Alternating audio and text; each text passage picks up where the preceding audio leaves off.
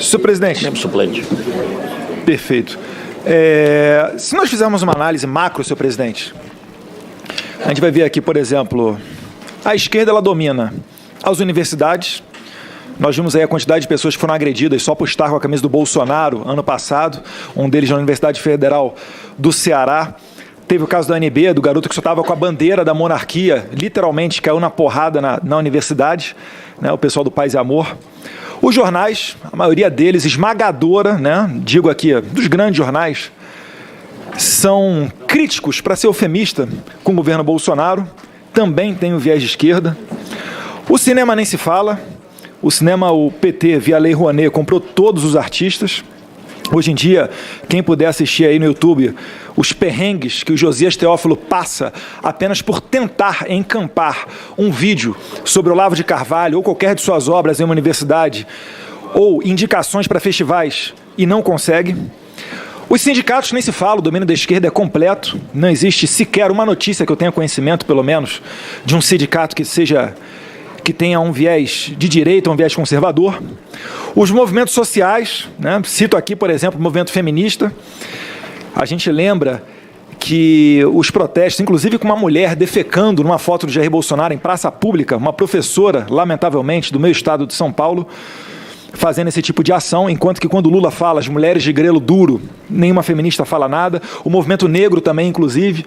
Esse ano, junto com o príncipe Luiz Felipe Zornelles Bragança, deputado federal, fizemos uma sessão solene para celebrar o fim da escravidão, uma homenagem à princesa Isabel, e fomos interrompidos no meio por um movimento negro que chegou junto com parlamentares de esquerda.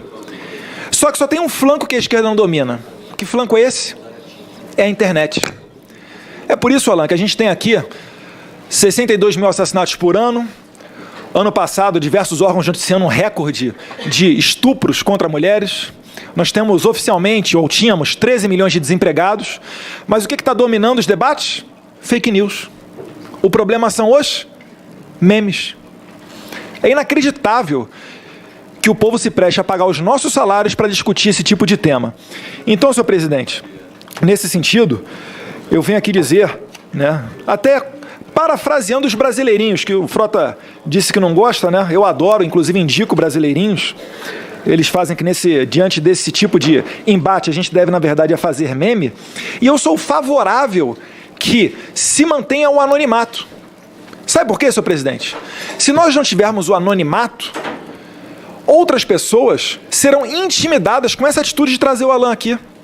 O Alan não veio aqui para prestar esclarecimentos e para melhorar, desfazer fake news, não. O Alan veio aqui com uma maneira de intimidar todos aqueles que apoiam Bolsonaro. Eu não tenho a mínima sombra de dúvida com relação a isso. É como os próprios brasileiros falam, né? Os caras estão te dando porrada, aí fica lá, mostra a cara, mostra a cara. É o mesmo que dizer, tira o colete à prova de bala, que eu quero dar um tiro no meio de você. Ficam perguntando aqui, Alan, você tem contato com tal pessoa? Alan, você tem contato com aquela pessoa? Por quê? Que aí amanhã eles vão vir aqui e vão chamar todo mundo. O apetite deles é tão grande que eles estão querendo chamar todo mundo que assinou o Apoia-se aqui para o Terça Livre. E essa estratégia, senhor presidente, não se resume aqui ao meio político, não. Se nós olharmos a grande imprensa, por exemplo, nada tira da minha cabeça, a Folha de São Paulo fez o GPS ideológico da Folha. Um mapeamento do Twitter para saber quem é que está na extrema direita, na extrema esquerda e no centro. Balela, senhor presidente, isso é o código passado para que essas pessoas sejam perseguidas. O Estadão não ficou para trás, não. O Estadão fez a lista jacobina da rede bolsonarista. A que ponto que chega a nossa imprensa? E olha só quem é que faz o fact-checking. Quem é que faz a checagem para dizer o que é verdade ou não no Facebook? Sabe quem que é? O Estadão, que tem um contrato com o Facebook para fazer esse fact-checking. Senhor presidente, eu gostaria de afirmar aqui, apesar da relatora Lídice da Mata, eu entendo até como legítimo o anseio de alguns deputados aqui. Mas a gente não pode se deixar levar por isso e colocar uma pessoa para controlar a internet.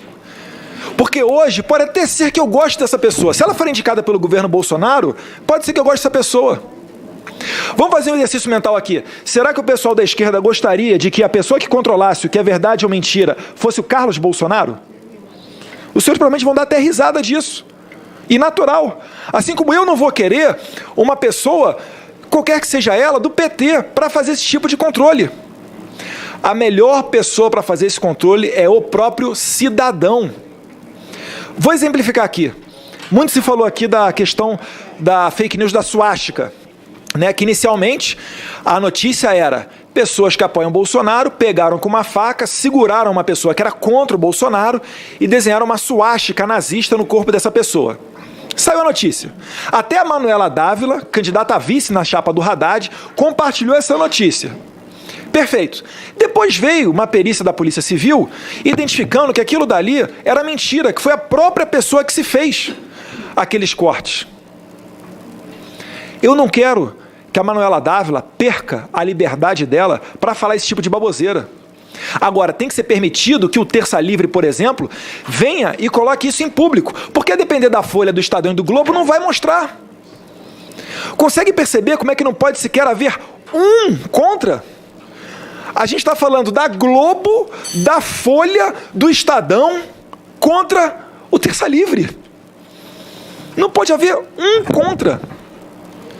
E vale aqui a pena sempre fazer um parênteses que eu sempre abro, nunca generalizar. Existem bons jornalistas dentro do Estadão, dentro da Globo News. Eu nunca generalizo.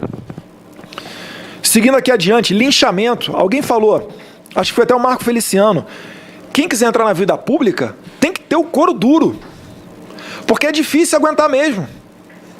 O Feliciano citou o caso da Comissão de Direitos Humanos. Eu lembro do vídeo do avião, o pessoal dando tapa na cabeça dele, outras cuspindo. Eu lembro, porque eu acompanhava a vida dele, os problemas que as filhas deles tiveram dentro das universidades. Isso daí é tratado até com certa normalidade. O problema é o Alan, o problema é a fake news. Mais recentemente, né, a Isto É fez uma matéria dizendo que eu paguei a minha lua de mel com fundo partidário. E soltam isso.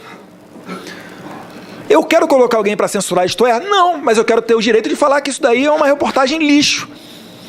Que isso daí é um vagabundo que está se acobertando atrás do sigilo da fonte para poder soltar esse tipo de coisa.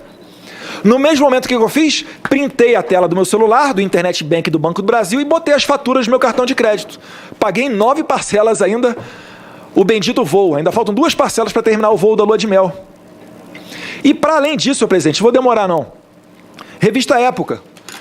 Uma pessoa, dito jornalista, se passou por alguém precisando de auxílio, de ajuda, contratou os serviços da minha esposa, que é psicóloga e coach, fez 5 sessões. No final, falou para ela: olha, eu sou jornalista, você quer falar alguma coisa? Que eu vou publicar amanhã todas as conversas que nós tivemos.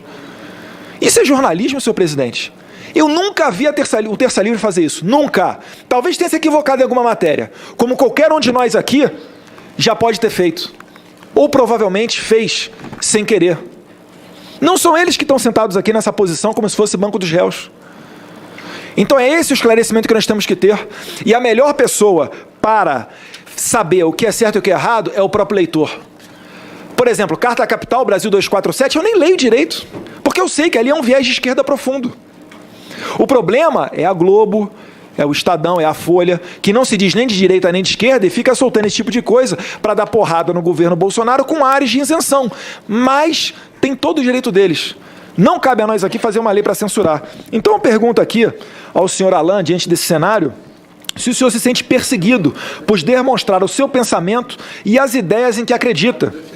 Segunda pergunta, o senhor já foi vítima de fake news por parte dos militantes de esquerda que discordam da sua opinião?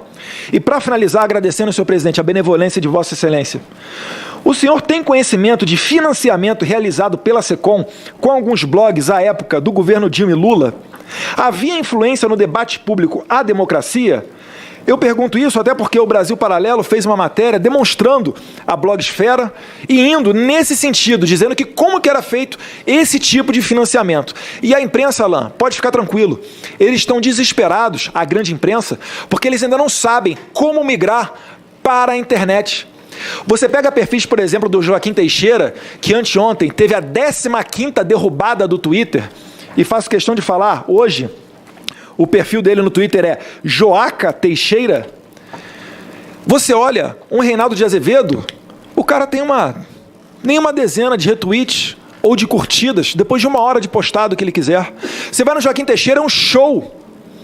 É uma montanha de retweets. Então eles ficam perdidos nisso, não sabem como fazer. Aí faz GPS, faz fact-checking, chama aqui o Terça Livre para essa CPI. É o que eu tinha a considerar, senhor presidente. Muito obrigado.